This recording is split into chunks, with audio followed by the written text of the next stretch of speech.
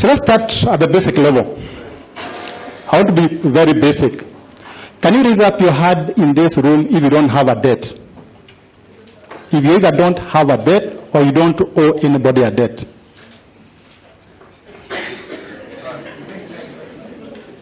What is your issue? You don't have a debt?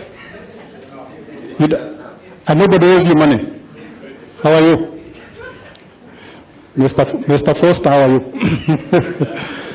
So only two people raised up their hand, which means that you either owe somebody a debt or somebody owes you a debt. And that's my argument. Death seems to be a part of life and death. In fact, if you go to most funerals, before you are buried, that's a question they ask.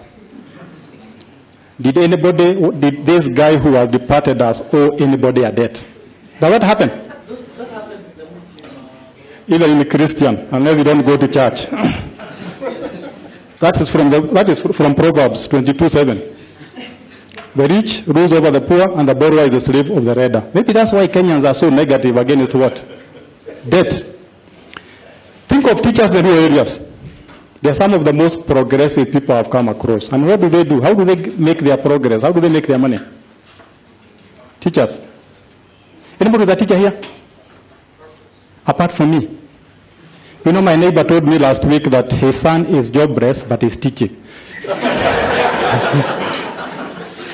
But teachers have been borrowing money and making very good progress in the rural areas. And think of the big corporations. They all borrow money. They all get some debt. But at the national level, we think it is a problem. And I think that's why I was invited here. Because everybody here thinks debt is a problem. But at the personal level, it seems to be part of our life. This should be something very standard. If you go to the next slide. So why does debt matter in finance? I don't want to be very academic, but the fact is, if you remove debt, the academic field will collapse. The same way, if you remove zero from mathematics, mathematics will collapse. So everybody has interest in debt. Think of the following four terms as far as finance is concerned. Leveraging. Are you able to make money by using little money? Are you able to borrow money so that you can get a bigger asset? We do that all the time. Think of derivatives that we are trying to introduce in Kenya's CMA. Without debt, that would not be there. Think of hedge funds. And think of banking and intermediation.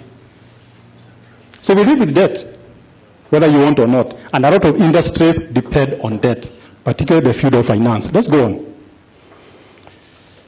So even the Nobel Prize winners have talked about debt. And I'm quoting two. Franco Modigliani, who won a Nobel Prize in 1985, and Martin Mira in 1980. And these two guys came up with a very interesting argument, that the value of the firm does not depend on how it is financed, whether it is debt or through equity. And that was very revolutionary.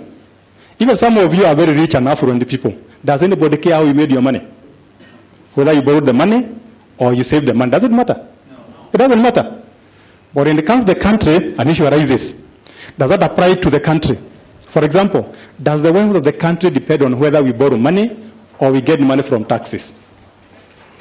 Does it matter? In my opinion, the tax we pay is actually our equity. That's how you say, I own part of this country because you pay taxes. And you should be very proud. So in my opinion, using the Nobel Prize argument, it does not matter whether our development comes through debt or through tax. Development is development. But in Kenya, we don't want to hear debt. Let's move on. So this is how we get the debt.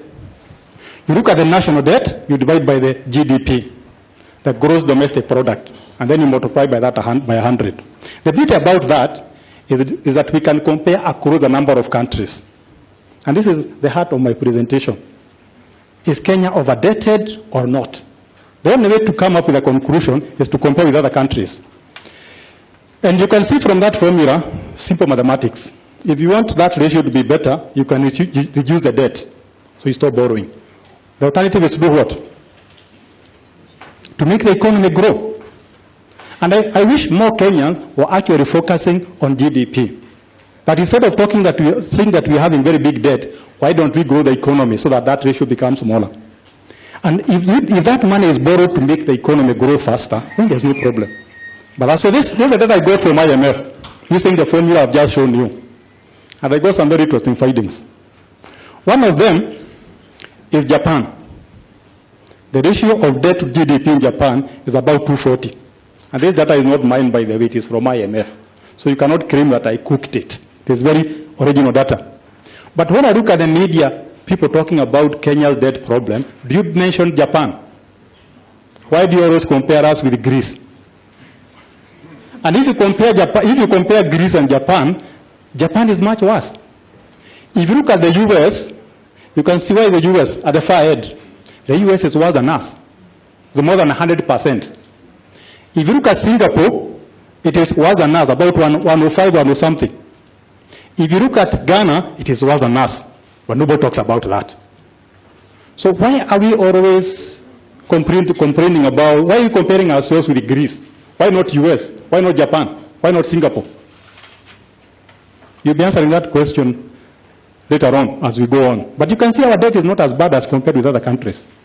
Nobody has been complaining about Ghana, which is doing that worse than us. But you only compare ourselves with Greece. Let's go on. So what is the alternative to debt? So if you don't want the government to borrow money, where should the government get the money from? And I'm not talking on behalf of NASA or Jubilee.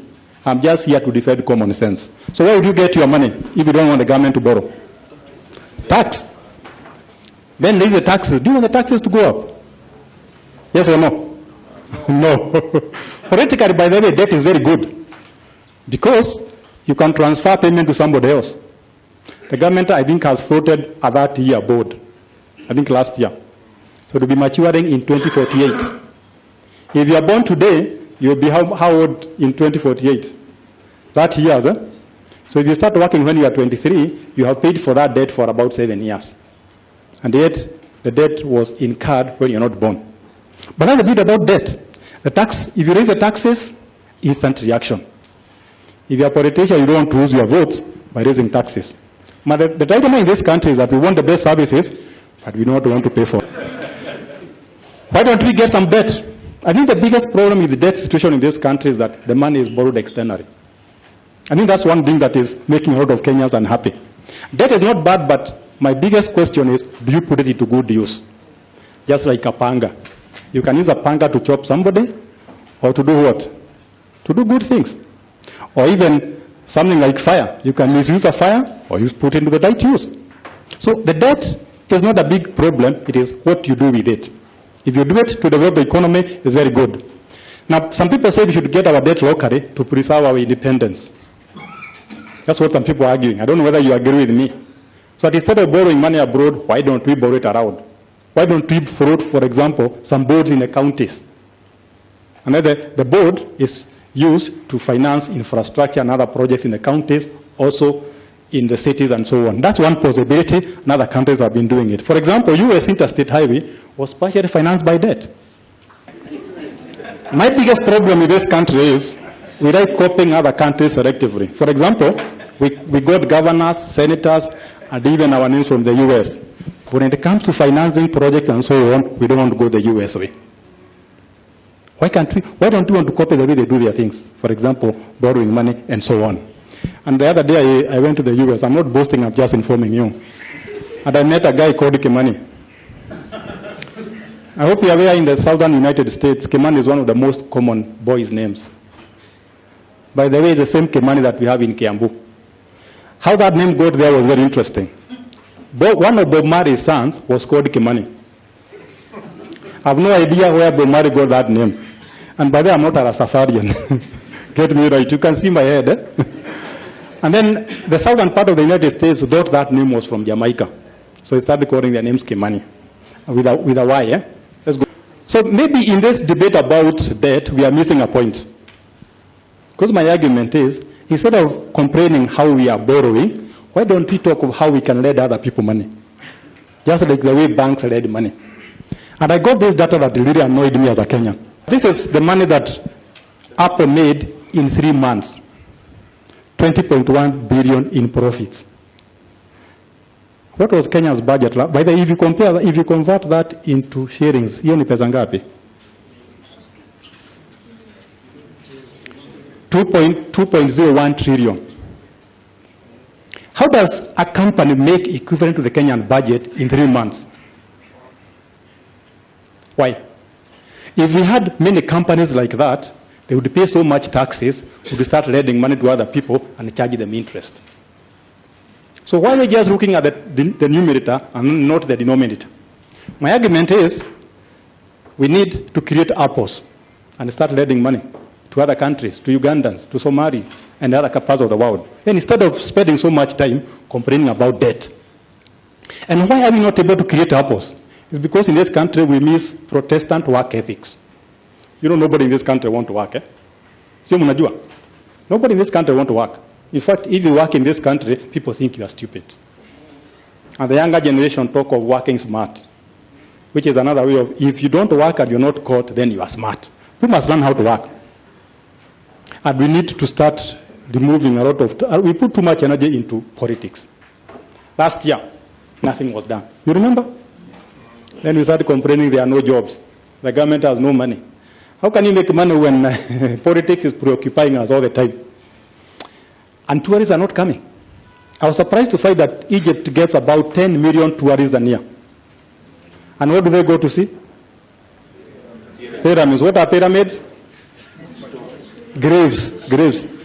10 million people coming to see Langata Cemetery. France gets 70 million tourists a year, equivalent to their population. So what should be our target number of tourists here? 50 million. So if we can focus on this particular slide and become more productive, we cannot be worried about debt. Let's go. So I want to find out, I want to complete my presentation by talking about the national chorus that we have.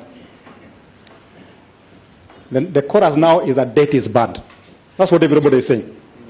And we have a culture in this country where we are waiting for the next chorus, then we all come and sing.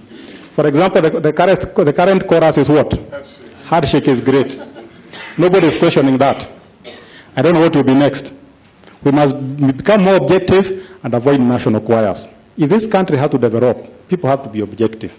Let's not just be conducting national choirs complaining about issues that might help the country develop. I hope Kara invited me here as a soloist, not as a member of a choir.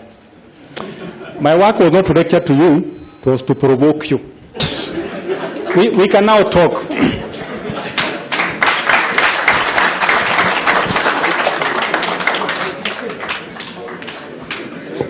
Thank you very much, Mwalimu, for that.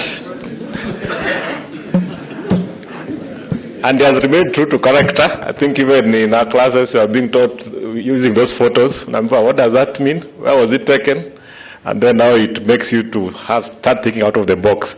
But I think in the midst of all that, they brought up very critical issues and opened up some of our thinking in terms of what is it that we need to do as a country to ensure that we, first of all, maybe reduce our debt, but most importantly, the question should be, what is the debt being used for? And how do we ensure that we are able to account for every money that we borrow and put it to good use?